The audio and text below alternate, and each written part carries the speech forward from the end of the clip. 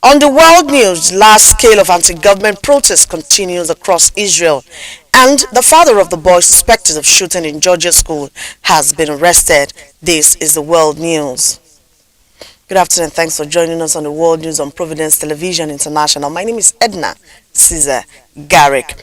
Large-scale anti-government protests are continuing across Israel as pressure grows for Prime Minister Benjamin Netanyahu to secure a ceasefire deal in Gaza.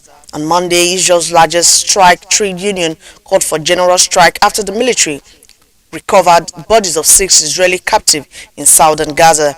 This week's demonstration marks some of the largest protests Israel has seen, with an estimated 500,000 people gathering in Tel Aviv and other cities.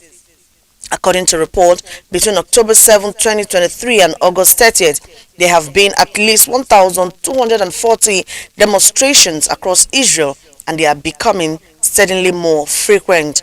Of the demonstration analyzed, no fewer than 20 were classed as non-political. Before October 7, protests were centered around the government trying to impose its power over the judiciary, which critics say helped Netanyahu avoid corruption charges. Since October, nearly 86% of demonstrations have been due to Israeli war on Gaza.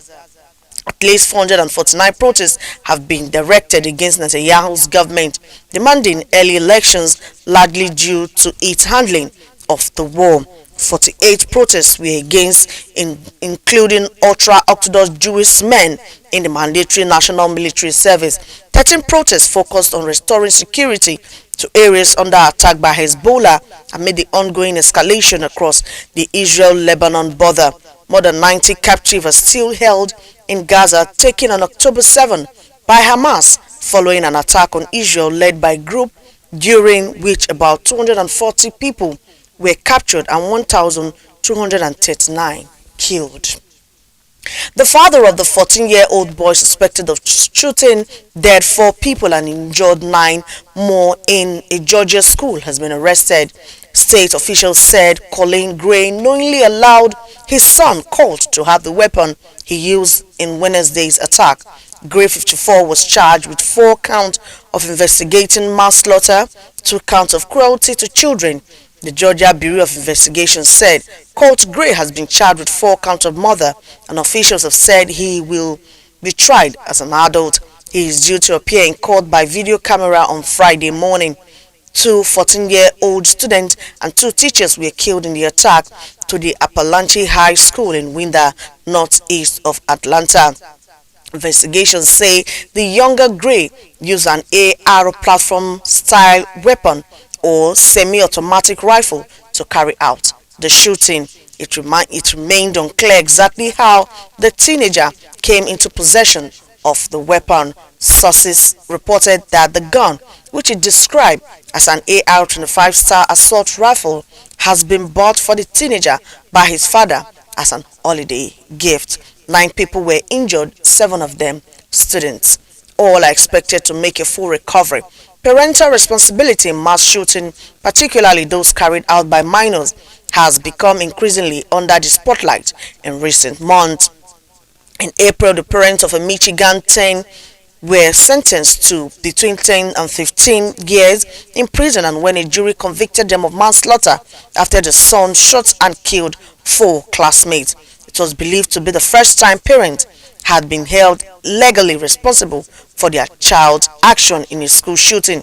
Experts and gun safety advocates said the Michigan case was an important step in holding guns-owning parents more accountable for gun violence carried out by their children.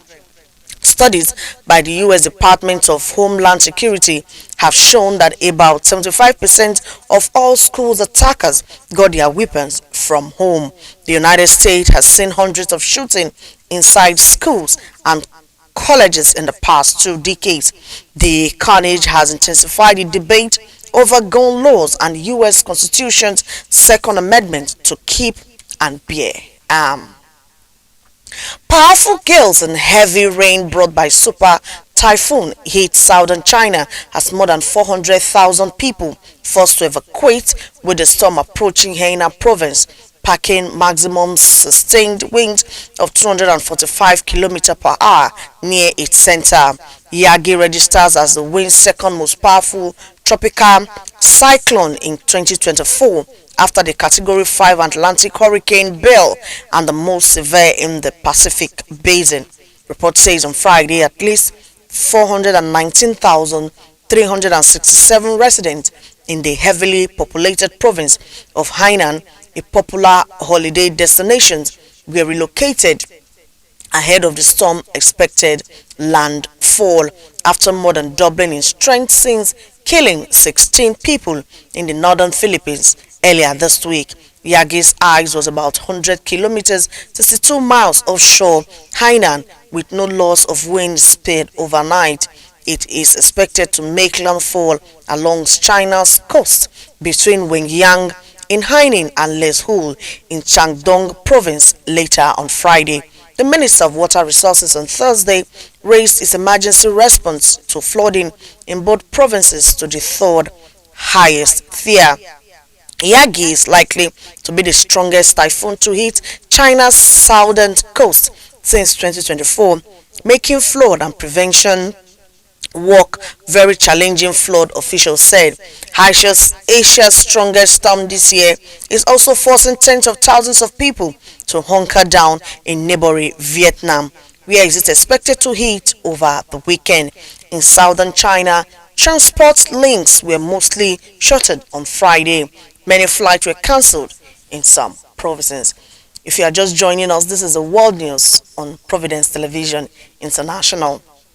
Police say at least 17 students were killed while 13 more suffered serious burn injury after a fire in a boarding school dormitory in central Kenya.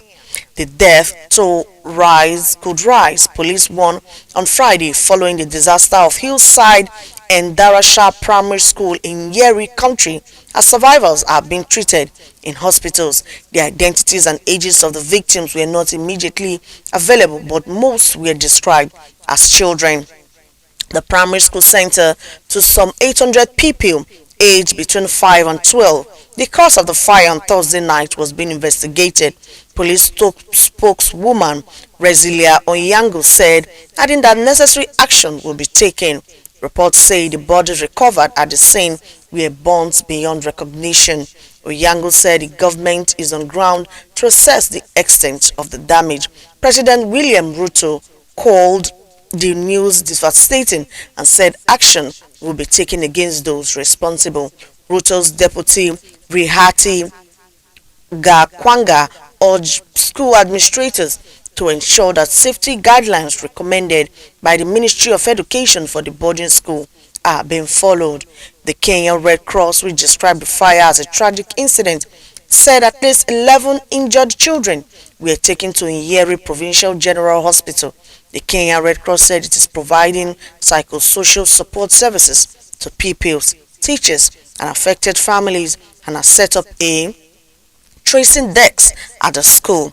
The school is located about 170 kilometers north of capital Nairobi. School fire common in Kenyan boarding schools, where many students stay because parents believe it gives them more time to study and prelude more commute. In 2016, 9 students were killed by fire at a girl high school in Kibera neighborhood of Nairobi. A year later, 10 high school students died in a school fire also in Nairobi. In 2001, 58 pupils were killed in a dormitory fire at Kainguli Secondary School outside Nairobi. And now to China. It has announced the end of its inter-country adoption program, a scheme that has allowed Chinese-born children to be adopted by family overseas. At a daily briefing on Thursday, Mua Nying'a, spokesman for the Chinese Ministry of Foreign Affairs, said China is no longer allowing foreign adoptions of the country's children, with the only exception for blood relatives to adopt a child or a stepchild. Mua did not explain the decision other than saying it was in line with the spirit of relevant international conventions. While many foreigners have adopted children from China over the decades, visiting the country to pick them up and then bringing them to a new home overseas, families in the US have adopted 82,674 Chinese children, the largest number from any country. Between October 2022 and September 2023, 16 visas were issued by a U.S. consulate for adoption from China, marking the first such issuance in more than 2 years, State Department reported. It is not clear if the more visas have been issued since then. China suspected international adoption during COVID-19 pandemic. The government later resumed adoptions for children who had received travel authorization before the suspension in 2020. The U.S. Department said in its latest annual report on adoptions, other countries have also recently taken action on international adoption. In January, Denmark's only overseas adoption agency said it was winding down operation after concerns were raised about fabricated documents and procedures regarding children adopted overseas. Norway's top regulatory body also recommended stopping adoption from overseas for 2 years pending an investigation into several cases. Away from the foreign scene, now back home, the federal government has announced that only buyers with national identification numbers would benefit as it commenced the sale of 30,000 metric tons of milled rice to Nigerians at a subsidized rate of 40,000 naira per 50 kg bag. The federal government made this known during the flag-off ceremony of the Food Intervention Program on Thursday.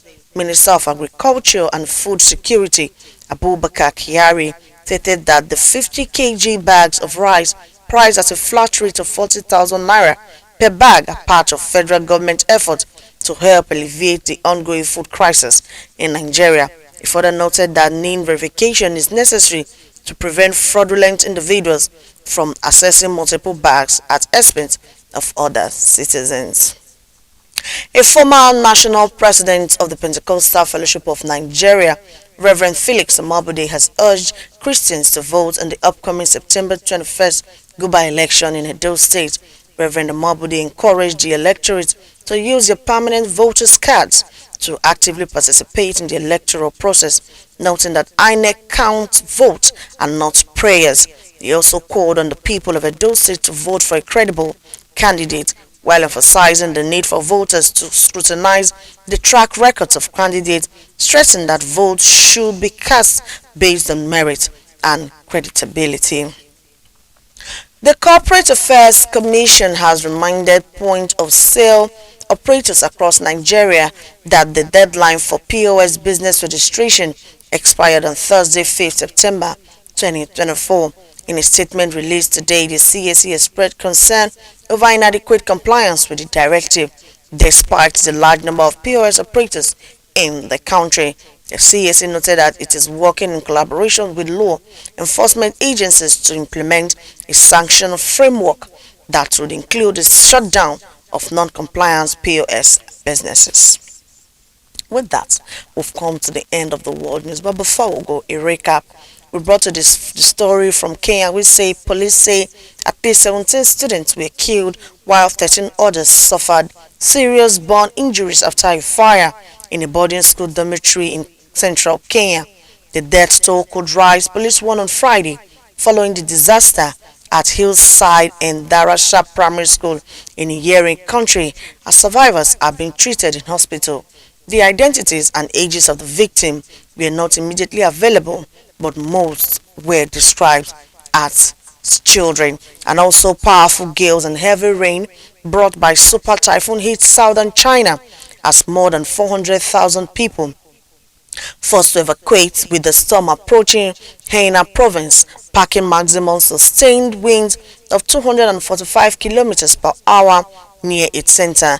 Yagi registers as the wind's second most powerful tropical cyclone on 2024 after the Category 5 Atlantic Hurricane Belle and the most severe in the Pacific Basin. Reports say on Friday at least 419,367 residents in the heavily populated province of Henan, a popular holiday destination, were relocated ahead of the storm expected landfall. The father of the 14-year-old boy suspected of shooting dead 4 people and injured 9 more in Georgia's school has been arrested. State officials said Colin Gray knowingly allowed his son Court to have the weapon he used in Wednesday's attack. Gray, 54, was charged with 4 counts of investigating manslaughter, 2 counts of cruelty to children, the Georgia Bureau of Investigation said. And finally, large-scale anti-government protests are continuing across Israel as pressure grew for Prime Minister Benjamin Netanyahu to secure a ceasefire deal in Gaza. On Monday, Israel's largest strike trade union called for general strike after the military recovered the bodies of 6 Israeli captives in southern Gaza. That's our package. Thanks for watching. Edna Caesar Garrick is my name. Good afternoon.